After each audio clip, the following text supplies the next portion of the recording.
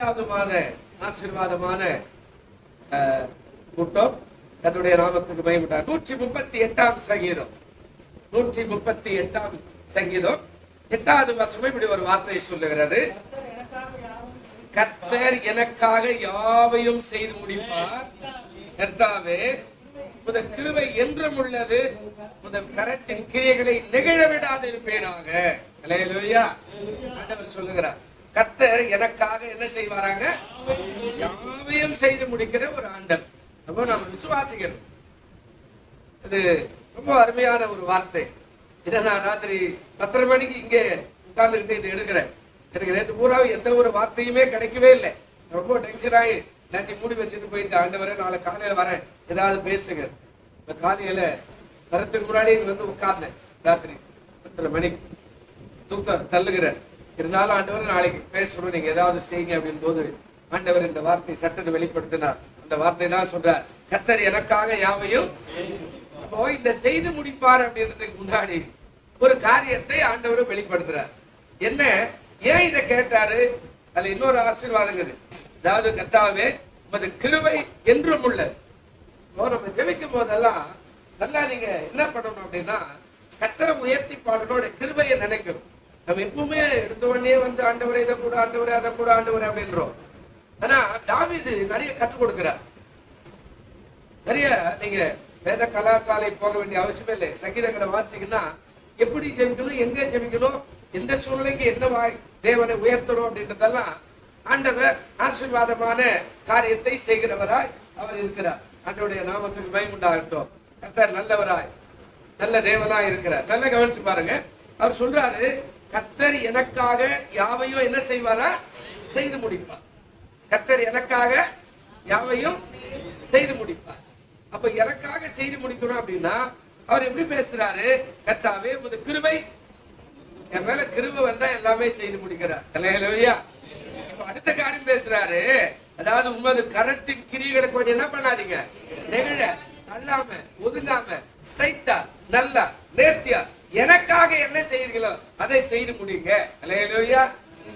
பாருங்க, அந்த நெகிழ விடாதுன்னா சில இடத்துல நம்ம ரொம்ப வெயிட் ஆச்சுன்னா கூட,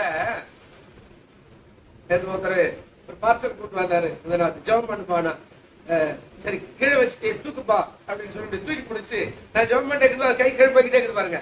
கை கழுவி போயிரு, நான் மறுபடியும் என் கரத்தை உள்ள விட்டு மறுபடியும் தூக்கி வச்சு அப்படி ஜெபிக்கிறேன் பாருங்க. நெகிழ விட்டதுன்னா அந்த வெயிட் தானாவே அப்படியே இறங்கிடும். அப்ப ஆண்டவருக்கு சங்கீதக்காரன் பேசுறாரு, ஆண்டவரே அது கிருபை என் மேல எப்போது இருக்குது. ஆனா அது கீழே என்ன பேசுறாரு? உமது கரத்தின் கிரியைகளை, அந்த கரம் தான் அற்புதங்களை செய்கிற கரம். அல்லேலூயா. கால் ஆண்டவர் சொல்றார், அந்த கரம் தான் நமக்காக என்ன செய்தா? அற்புதங்களை செய்கிற. அதான் மேல சொல்றார், என்ன சொன்ன? கர்த்தா எனக்காக யாவையும் செய்து முடிப்பார். என்ன செய்து முடிப்பார்? தேவைகள் எதுவா இருந்தா, எந்த காரியமா இருந்தா அவரு ஆயத்தம் பண்ணாதான் நமக்கு ஆசீர்வாதம். அவர் செய்யல அப்படின்னா நமக்கு ஆசீர்வாதம். இது ஏன் பேசுறாரு? நீங்க 7வது வசனம் வாசிங்கன்னா அதுல சொல்றாரு பாருங்க, நான் துன்பத்தின் நடுவிலே நடந்தாலும், இதான் விசுவாசம். சொல்றாரு, நான் துன்பத்தின் நடுவிலே நடக்கிறேன். துன்பமான பாதை எனக்கு முன்னாடி இருக்கிறது, வேதனையான பாதை எனக்கு முன்னாடி இருக்கிறது, கண்ணீரான பாதை எனக்கு முன்னாடி இருக்கிறது, நெருக்கமான பாதை எனக்கு முன்னாடி இருக்கிறது. இந்த மாதம் எப்படி நடக்கும் என்பது எனக்கு தெரியல. அப்படிப்பட்ட ஒரு பாதையில நான் நடந்தாலும் ஆண்டவரே நீ என்ன சொல்றீங்க? நீர் என்ன எப்படி பண்ணுவீங்க? உயிர்ப்பிக்கிறீங்க. எப்படி உயிர்ப்பிக்கீங்க? உடைய அபிஷேகத்தை, உடைய வார்த்தைய, உடைய வல்லமையை அனுப்பி உடைய கரத்தை நீட்டி எனக்கு தொட்டா போதும், நான் உயிரடைகிற ஒரு மனுஷனாய் மாறி விடுவேன். அல்லேலூயா. அதாங்க பேசுற. நான் துன்பத்தின் நடுவில் நடக்கிறேன். 4 மாதத்தை நீங்க திரும்பி பார்த்துட்டீங்கன்னா எத்தனையோ விதமான துன்பமான காரியம், எத்தனையோ விதமான துன்பமான காரியம், கண்ணீரான காரியம் நடக்குமா நடக்காத, கூடுமா கூடாதா, ஆகுமா ஆகாதா, ஒருவேளை யோசித்து யோசித்து மண்டைய குழம்பி போற ஒரு காரியம் இருக்கலாம். அதான் சொல்றாரு, நான் துன்பத்தின் நடுவில் நடந்தாலும் எவரையும் என்ன பண்றீங்க? உயிர்ப்பிக்கிறீங்க. கீழே என்ன பேசுறாரு? என் சத்துருக்களின் கோபத்துக்கு விரோதமாய் ஒரு கைய. சத்துரு நமக்கு எப்பவுமே மறைமுகமாவே என்ன செய்வான்? இருப்பான். சத்துரு என்பது நமக்கு தெரியாது. எப்போ யாரு வருவான்னு யாருக்குமே தெரியாது. நான் 35 வருஷமா இந்த ஊர்ல தெருவில் இருக்கிறேன். நான் பிபிஎஸ் ஆரம்பிச்சு கொஞ்சம் ஒரு வேலையை அப்படி வெளியே போய் வந்தவங்க எவ்வளவு ஒருத்தர் உள்ள வந்துட்டான். எனக்கு பாரவே இல்லை. அவனை திரும்ப திரும்ப கேட்கிறேன், யார் அவன் உள்ள வந்தவன்? அவன் வந்து என்னங்க மதெல்லாம் மாத்தாதீங்க, மத மாத்திரம் எல்லாம் செய்யக்கூடாதுன்னு நான் இல்லாதப்ப இவங்க 2 பேர்கிட்ட பேச ஆரம்பிச்சிட்டான்.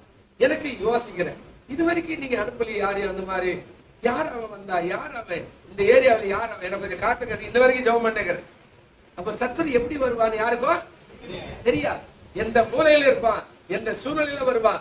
சொந்தமா இருக்கலாம், பந்தமா இருக்கலாம், உறவா இருக்கலாம், ஆபீஸா இருக்கலாம், மற்ற இடமா இருக்கலாம்.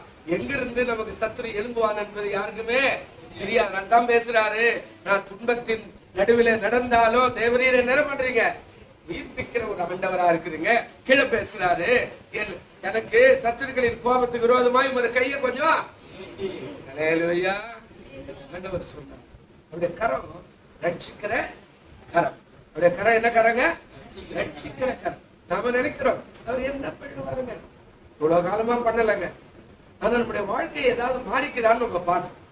நம்முடைய வீட்டுல ஒரு செடி வச்சுக்கிறோம்னா இந்த செடி வளரும் போது மாற்றம் இருக்கிறதா நாம கவனிக்கிறோம். நம்முடைய வீட்டுல இருக்கிற சில நேரத்துல நம்முடைய செல்ல பிரியாணிகளை வச்சு நம்ம வளர்த்துருப்போம், அதுல ஒரு ஏதாவது மாற்றம் இருக்குதா கொஞ்சம் கவனிச்சு பாருங்க. அப்ப மாறுதல் அப்படி இருக்குதுன்னா அது ஆசீர்வாதத்தை கொடுக்கிறதுன்னு அர்த்தம். அப்ப மாறுதல் இல்ல அப்படின்னா ஆசீர்வாதம் இல்ல. அப்ப நம்ம வாழ்க்கையில மாற்றம் இருக்குதுன்னா கண்டிப்பா நம்ம ஆசீர்வதிக்க ஆண்டவர் வல்லவரா இருக்கிறார். ஹல்லேலூயா. ஆனா மாறவே இல்லை. ஆண்டவர் ஆசீர்வாதி ஆசீர்வாதி எப்படி ஆசீர்வதிப்பாரு? கீழே பேசுறார், கோபத்துக்கு விரோதமாக அந்த கையை என்ன செய்யுங்க, நீட்டுவீராக. உமது வலது கரம் என்ன செய்யும், ரட்சிக்கும். ஹல்லேலூயா. உமது வலது கரம் என்ன பண்ணுங்க, இடது கரம் இல்லை. ஆண்டவர் சொல்றார், நம்ம எல்லாத்துக்குமே அதிகமா யூஸ் பண்ற கரை என்ன கரங்க, வலது கரம். எல்லாத்துக்குமே கையை தூக்கிறதுக்காகட்டும், ஏதாவது எடுக்கிறதுக்காகட்டும், சாப்பிடுறதுக்காகட்டும், வேலை செய்யறது, இந்த கரம் 2வது தான் வரும். இந்த கரம் தான் முதல் கரம். ஆண்டவர் கிட்ட அவர் எவ்வளவு அருமையா கேட்கிறார்.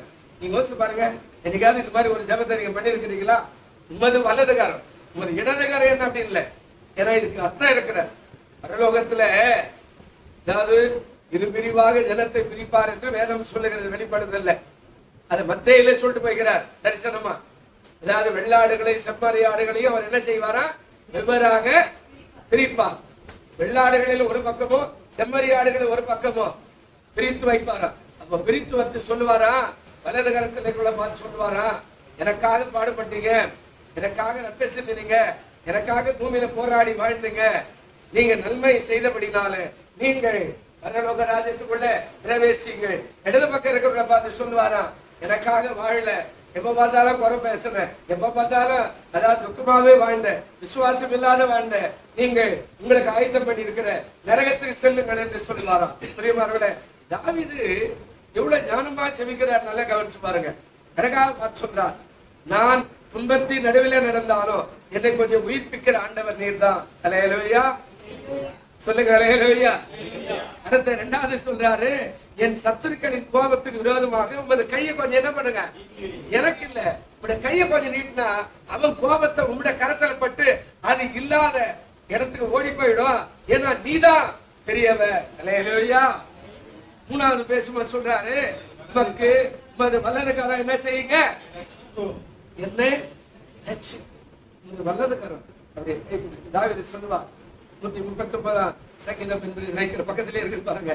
139 சங்கீதத்துல அவரு ஒரு வார்த்தை சொல்றார். என்ன சொல்றாரு அப்படின்னா, அந்த வார்த்தை சொல்றாரு பாருங்க. அதாவது 21வது வசனம் வாசிச்சு பாருங்க. என்ன பேசுறாரு, கர்த்தாவே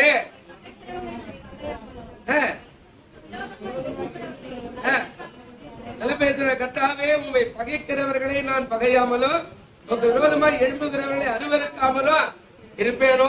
நான் அவ்வளவு வைராகியம் வந்தாலும் நீ எனக்காக என்ன பண்றீங்க. அடுத்த முன்னாடி வாங்க, என்ன சொல்றாரு பாருங்க. அந்த வார்த்தை சொல்றாரு. 8வது வசனம் வாசிங்க. பேசுறாரு பாருங்க, நான் வானத்துக்கு ஏறினாலும் இருக்கிறேன், போட்டாலும் நீர் அங்கேயும் இருக்கிறேன். மறுபடியும் சொல்றார், நான் விடிய காலத்து சட்டைகளை எடுத்து சமுத்திரத்தின் கடையாந்திரங்களில் போய் தங்கினாலும் அங்கேயும் ஒரு கை என்னை நடத்தும், வலது கரம் என்னை பிடிக்கும். ஹல்லேலூயா. ஏன் மகனே நான் இருக்கிறேன், ஏன் போற மகனே நான் இருக்கிறேன், கரத்தை நீட்டுற வல்லது கரம் சொல்ற. நான் எங்க போனாலும் இந்த கரம் என்னை தாங்குறது ஐயா.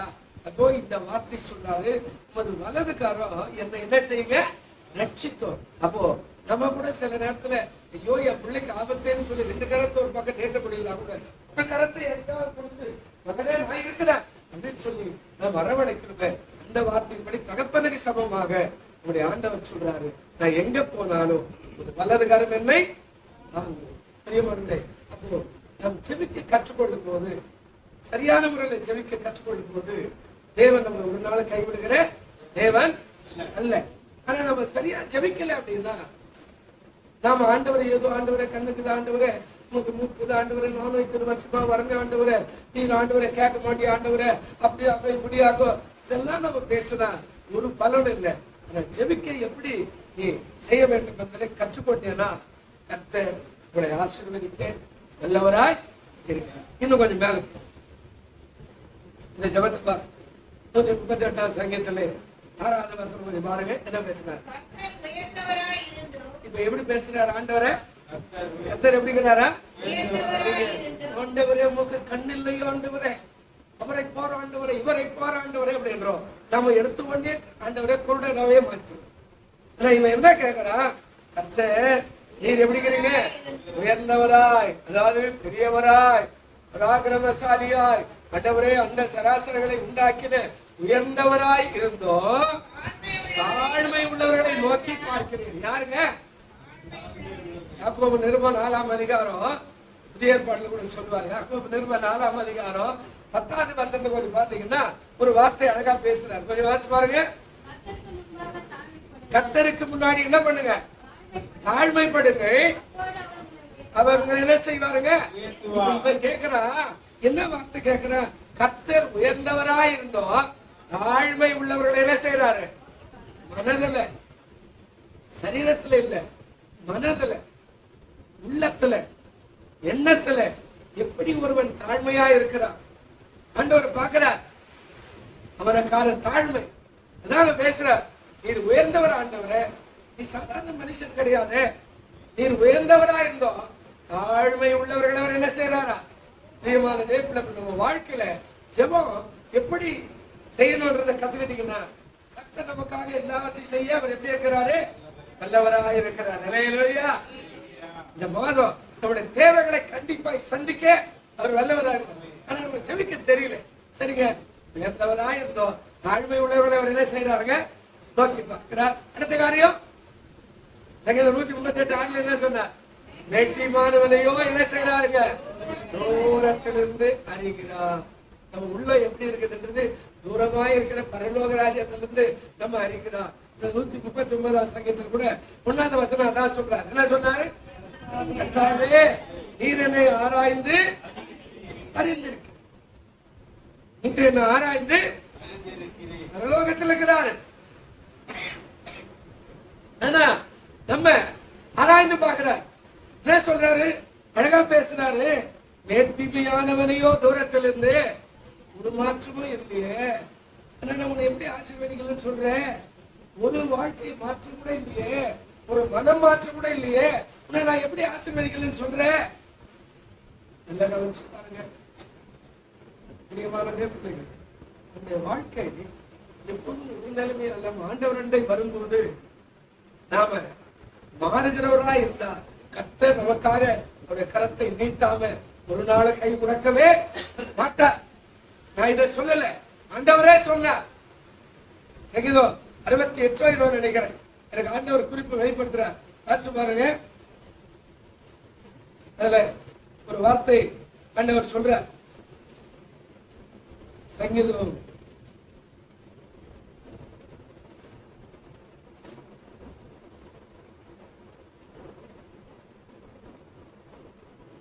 68 அதாவது அவர் ஒரு வார்த்தையை பேசுற, நான் என் கரத்தை நீட்டி உங்களுக்கு வல்லமை செய்ய முடியாதபடிக்கு நீங்க தான் பண்றீங்க. 78ஆம் சங்கீதம் 40வது வசனம் பாருங்க. 78ஆம் சங்கீதம் 40வது வசனம் என்ன சொன்னாருங்க,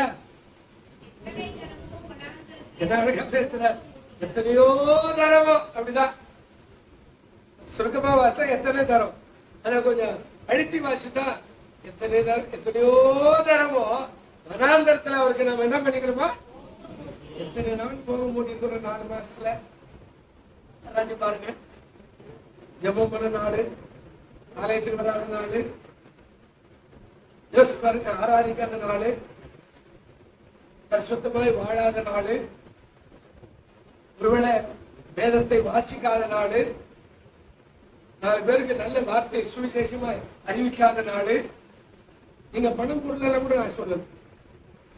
யோசிச்சு பாருங்க, எத்தனை ஆலயத்துக்கு வந்துக்கிறோம், எத்தனை வாரம் ஆலயத்துக்கு வந்துக்கிறோம், எத்தனை மாத கத்தருக்காய் கொடுத்திருக்கிறோம், எத்தனை பேருக்கு தானம் தர்மம் பண்ணி இருக்கிறோம். சபை விட்டு வெளியில போகும்போது கூட ஐயா வந்துக்கிறேன் அப்படின்னா 2 ரூபாய் கொடுத்து வச்சுக்குமா அப்படின்னு சொல்லிக்கிறோம். ஆண்டவர் சொல்றாரு, எத்தனை தரமோ வனாந்தரத்துல அவருக்கு நம்ம என்ன பண்ணிக்கிறோம், கோபம் மூட்டி அவாந்திர வெளியில அவரை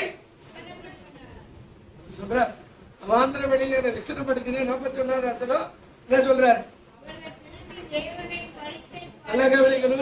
அற்புதம் செய்ய முடியாதபடி அவர்கள் திரும்பி தேவனை பரீட்சை பார்த்து என்ன செஞ்சிட்டாரு.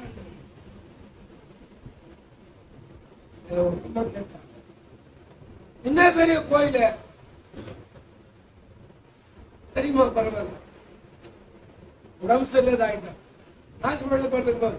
என்ன பெரிய பாஸ் வந்து பார்த்தாரு, அவரு கோயிலே வராட்ட பாஸ் எப்படி வருவாரு, யோசிச்சு பாருங்க.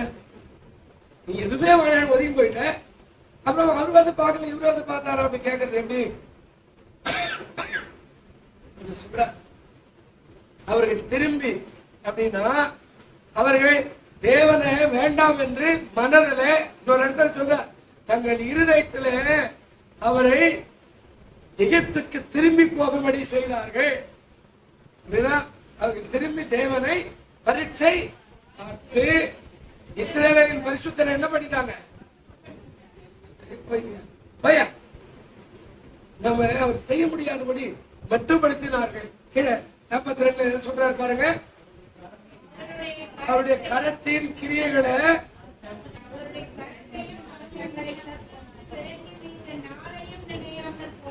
பேசுறாரு. அவருடைய கரத்தையும்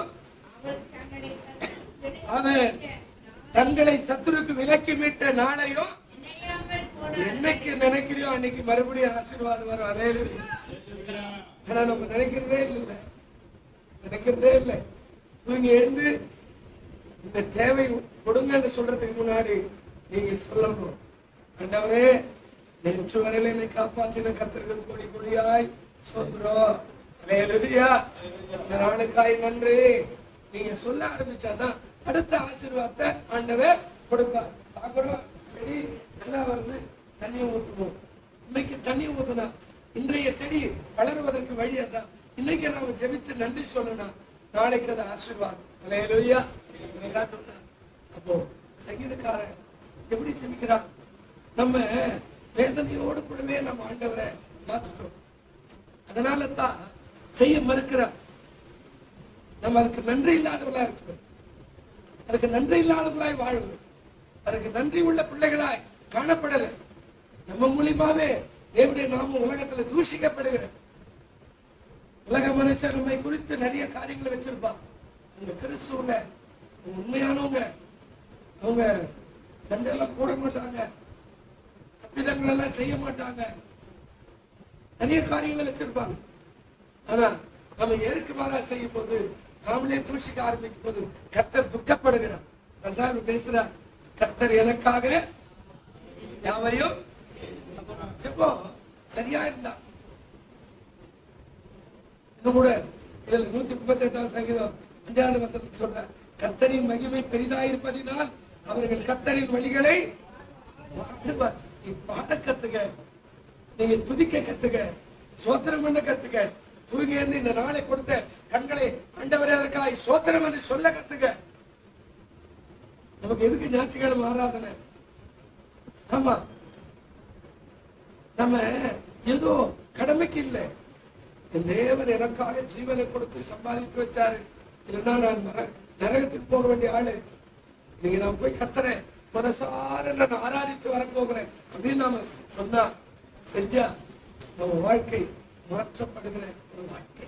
பிரியமானவர்களே, ஆண்டவர் சொல்றார், கர்த்தர் எனக்காக ஜெபிக்க கற்றுக்கொள்ளுங்கள், உங்களுக்காக எல்லாவற்றையும் செய்ய வல்லவராய் இருக்கிறார். எப்போது ஆண்டவர் குறை சொல்லார், என்ன கொடுத்துட்டீங்க, என்ன பண்ணிட்டீங்க, என்ன செஞ்சிட்டீங்க. ஒரு நாள் நான் கேட்கிறேன், எல்லாரையும் நல்லதா வச்சுக்கிறீங்க, என்ன மட்டும்தான் ஏன் இப்படி வச்சுக்கிறீங்க. இது உங்களுக்கு சொல்லுது.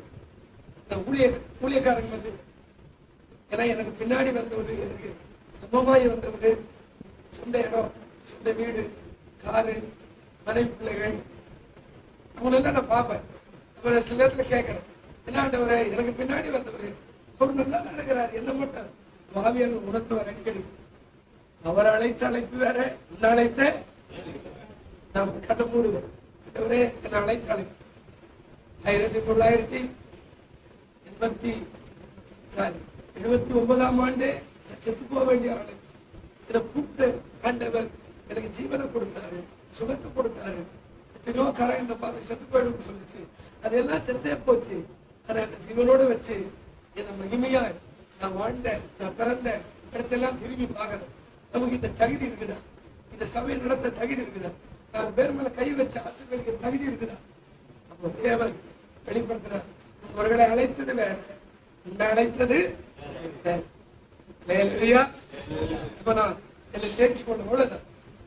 எல்லாரும் மாதிரி சொல்லி, என்ன பாஸ்டர் நீ அப்படியே இருக்கிற, கொஞ்சம் கூட வாழ்க்கையில மாறவே இல்லையே, உங்களுக்கு பின்னாடி வந்து பாருங்க, சொந்த வீடு ஆயிட்டாரு, கார் வாங்கிட்டாரு, பாஸ்டர் நீ அப்படியே இருக்கிற அப்படின்னு ஒரு சில ஆள் வந்து சொல்லும் போது நான் கேட்பேன், என்ன எல்லாரையும் நல்லா தான் வச்சுக்கிறேன், என்ன மட்டும் ஏன் வைக்கிறேன் சொல்லுவேன். ஒரு ஜீவனை கொடுத்துக்கிறேன், சுகத்தை கொடுத்துக்கிறேன், எனக்கு மகிமையாக உன்னை அழைச்சிருக்கிறேன், சில இடங்களுக்கு சுத்த வச்சுக்கிறேன், நீ செத்து போக வேண்டிய ஆளு, அழைத்த அழைப்பு சாதாரண இல்லை, அறிந்து கொள்ள அப்படின்னு ஆவியார் உணர்த்துறார். அவர் சொல்றார், கர்த்தர் எனக்காக உனக்காக யாவையும் செய்து முடிக்கிறேன். நீங்க குறையெல்லாம் பேச வேண்டிய அவசியமே இல்லை. அவரவரை அழைத்த அவரவர் அழைப்பு அவரவர்களுக்கு ஆசீர்வாதம்.